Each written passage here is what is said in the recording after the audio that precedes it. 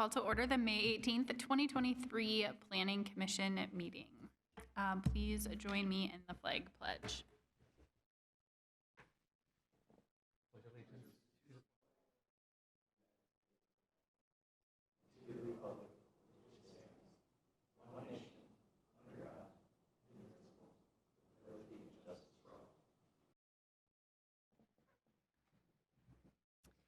All right, agenda item number 2, swearing in of the new Planning Commission member, Surya.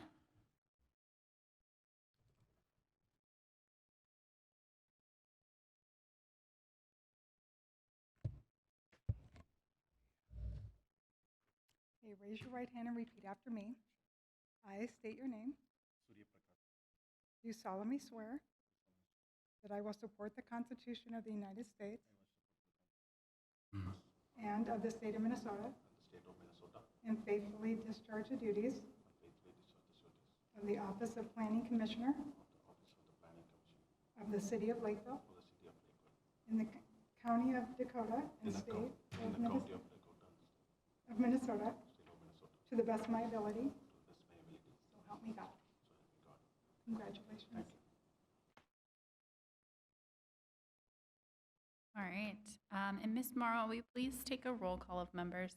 I forgot to that part. Zuzak. Aye. Kaluza. Lilihai. Here. Marovich. Here. Zimmer. Eink. Here. Swenson. Here. Gannison. Here. All right, agenda item number 3, approval of the May 4th, 2023 Planning Commission meeting minutes. Any changes?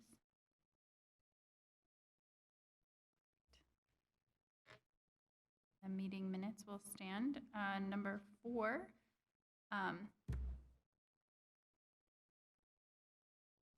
Director Maury, any announcements? Yes, good evening, Madam Chair and Planning Commission members. Just a couple of announcements. Obviously, we want to welcome our new alternate Planning Commission member, and there'll be a little bit of a learning curve on correctly pronouncing his name, so if we don't do it correctly at first, we apologize, but hopefully we'll get it right over time.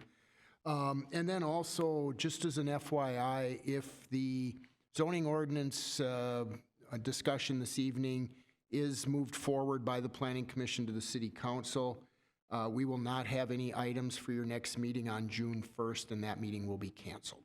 And that concludes my announcements. Thank you. All right, agenda item number 5, City of Lakeville. This is a public hearing to consider amendments to Titles 10 and 11 of the Lakeville City Code. And this is a public hearing, so anyone wishing to speak on the items can please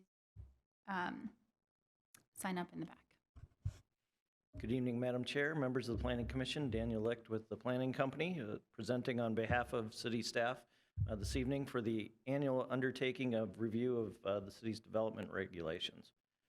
The city undertakes this process each year to look at the zoning ordinance and subdivision ordinance to make sure that we're reflecting best practices in the establishment of these standards enacted through these ordinances. Also, we have to take into account that zoning and subdivision ordinances change over time as practices in terms of development evolve. There's always new types of development, new land uses, new standards, or new approaches that need to be incorporated as part of these. And there's also the need from time to time to relook at existing provisions and see how they can either be implemented better or restated so that they're more easily understood and put in place. So the work to date this year has been led largely by city staff. Frank Dempsey and Chris Jensen did all the heavy lifting, working with the Planning Commission to outline the initial issues and do all the research leading up to the ordinance that you have before you tonight, and that occurred at 2 work sessions in January and April. Just to highlight some of the proposed changes included in the amendment, I won't go through all 44 pages of them in great detail. But solar energy systems are allowed in the zoning ordinance either as ground-mounted structures or on the buildings themselves. There's clarification provided for the ground-mounted structures to regulate them basically as an accessory building within the yards of single-family homes. So that pertains to the number, area, setbacks, building coverage, or height. So where you could have a garden shed in place, now you could have solar panels. One of the efforts always undertaken as part of a zoning ordinance review is to look at how the process can be made more streamlined and more efficient, both for those requesting approvals or for city staff and the Planning Commission and Council to manage. So a number of uses are being changed from those that would have to come before the Planning Commission as conditional uses, including convenience restaurants without a drive-through window. It's basically functioning as a storefront, so there's no real impacts associated with that. Daycare uses have evolved over time to a fairly set standard of development. Again, no need for a conditional use permit review there. And then within the neighborhood commercial district, back in 2000, it was put in place that these required a conditional use permit based on the potential impacts to parking and traffic surrounding neighborhoods. So over time, we've seen that that is not an issue, and also the C1 district has very limited application, so it's not a concern any longer. Some changes made from conditional uses to those requiring some review by city staff, but not certainly requiring a policy level review from the Planning Commission or City Council, include expansion of conditional or interim uses, or those uses allowed in planned unit development districts that would have gone through the Planning Commission and City Council to get their initial approval. If those are being expanded to a limited extent, say 20% of the principal building area, that's really not going to trigger the need to reevaluate the overall impact of that development. So in order to expedite that, that would be limited now to staff review. Also, in recent years, the city put in place provisions allowing for multiple principal buildings on one lot. So a shopping center with the main user and a pad user, for example, or connecting principal buildings across lot lines, which we saw at the senior housing developments on the west side of I-35. There are very specific requirements in place for that as to how it's allowed in managing the property. So changing that again from a conditional use to essentially staff review to make sure those provisions are met. Looking at current development practices, there was a request looking at the Brookshire development and how that development had multiple entry points to collector or arterial streets. There was a need to clarify the ordinance stating that identification sign would be allowed at each one of those intersections, also making provision that those intersections could have two, not just one sign. So it was seen to be as a really minor change in terms of the ordinance application and consistent with the original intent. Building heights have also changed over time from what they'd been established in the zoning ordinance, especially as it pertains to multiple family housing and industrial buildings. Looking at the R2 residential high density district, that's intended to be the more intensive residential high density district adjacent to the I-35 corridor or major activity centers, increasing that overall height up to 48 feet from 45 feet allows for some additional height to the building and additional floor to ceiling area within each apartment. So that's more consistent with contemporary applications. Then looking at the distribution facilities being developed along the County Road 70 corridor, 50 feet is now becoming the new standard for that, and again, trying to encourage the city's continued economic development, matching that trend. A number of other topics that were a little more routine in nature. There was a recent development application that questioned the limit on cul-de-sac length and how that applied in terms of phased development of a large-scale residential subdivision. So we're clarifying that those standards apply only to permanent cul-de-sacs, not those intended to be temporary with future street extensions. Looking at the allowed uses within the various zoning districts, bed and breakfast changed from conditional use to an interim use permit so that when there's a change of ownership or a change in circumstance, the right to that use expires. Removing animal kennels from the office park district is just not compatible with the intended character of that area. Allowing daycare only as an accessory use, essentially within a business location within the office park and industrial districts. Removing airports from the I-2 district, it's no longer needed as the I-3 district was established specific for the Air Lake Airport, and then removing daycare from that district as well. As to performance standards that were reviewed and updated, making provision for a second driveway for single-family lots by administrative permit, recognizing that some larger lots do have the ability to circulate and space out in intersections to streets that won't interfere with traffic or parking situations. Limiting home occupations, the number of students to one per business at a time. Again, not intending to increase the intensity of that use over the typical residential character. making adjustments so that it's clearly understood what the lot area requirements are for the medium, high-density, and mixed-use residential districts, specifying and clarifying the exterior finish requirements for where there's a standalone multiple-family building within the mixed-use district so that it matches the requirements within the residential high-density district. If there's a mixed-use building, those would continue to be applied with the commercial building standards as well.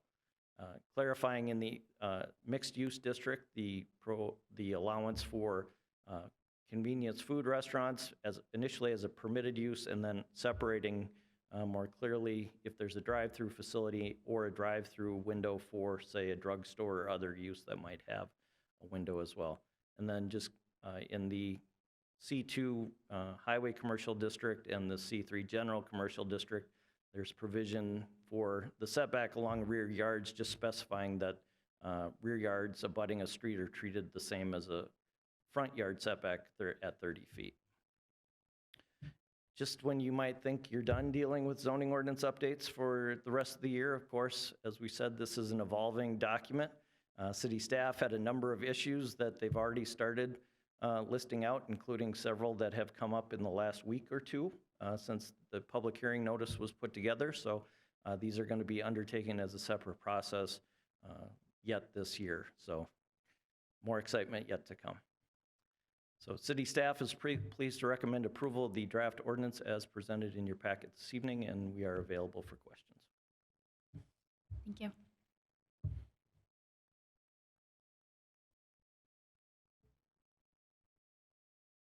This is a public hearing. Seeing no one, I think we're ready for.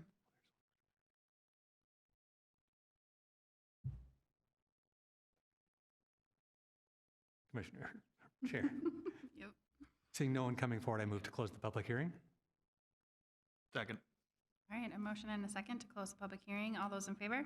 Aye. All opposed? All right, the public hearing is now closed. Fellow commissioners, any comments on this item? Madam Chair. Mhm. So one question, I apologize, I didn't ask this in advance, but for the multi-story residential buildings where we're going from 45 to 48 feet, that's trying to accommodate some of the increased ceiling height typically that we're seeing in some of those residential developments or those types of developments.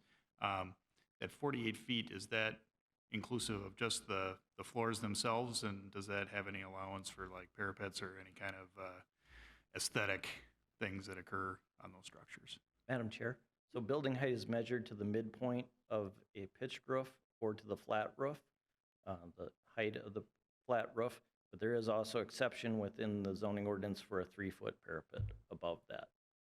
So the actual height of the building, if they have a parapet above it, for instance, screening rooftop equipment, could go as high as 51 feet. And this is germane to some of the discussions we've had earlier on some other projects that have come before us where we were talking about conditional use permits and that type of thing because they were in that range, specifically trying to accommodate that floor height. So it's just accommodating current trends and development, basically.